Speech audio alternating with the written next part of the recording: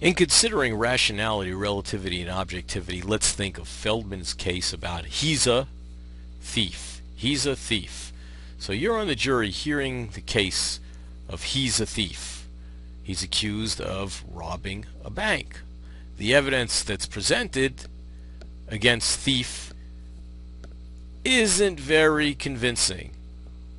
One witness kind of tentatively identifies him as the robber, but admits under cross-examination that he didn't get a really good look at the robber. Other seemingly honest witnesses report that thief was with them at the time of the robbery, so he has an alibi.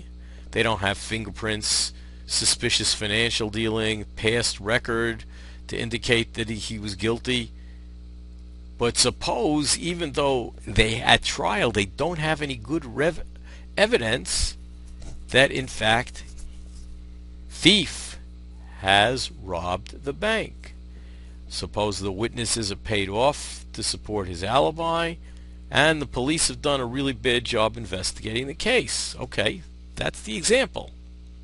I think it's going to tell us something about rationality, relativity, and objectivity, and also truth, actually. Consider the proposition 25. He's a thief, robbed a bank. He's a thief, boo, bad pun, okay? It is rational for you as a member of the jury to believe 25, to believe, is it rational? That is, how should you vote as a member of the jury with regard to he's a thief robbing a bank? You see, it's really bad evidence, and he has an alibi, so it's really not very strong evidence. So it looks like it's not rational for you to believe it. Now, then the question is, how about look at it from the position of Heza?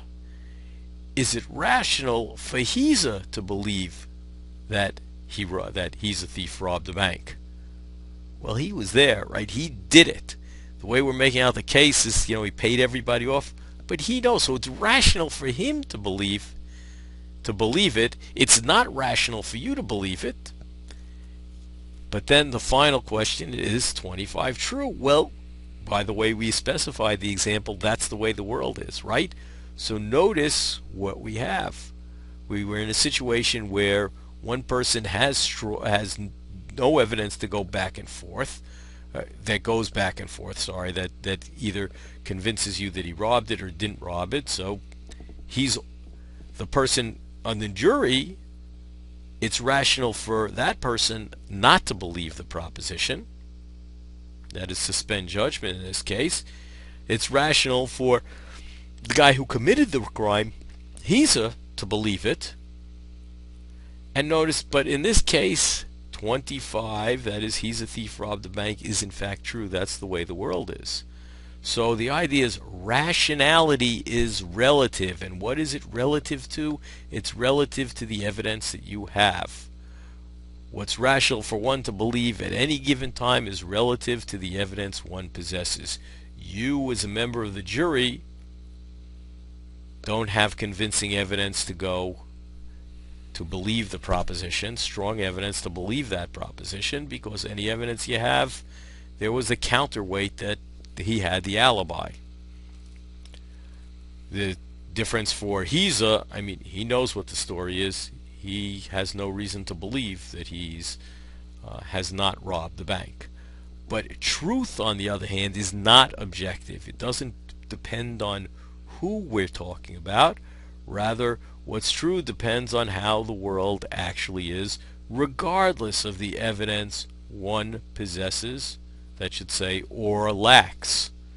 Doesn't matter if you possess what evidence you possess or lack. So it can be rational to believe a false proposition, right? Because your evidence points to its truth, even though it isn't.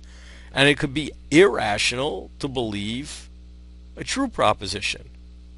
It all depends on the evidence that you have.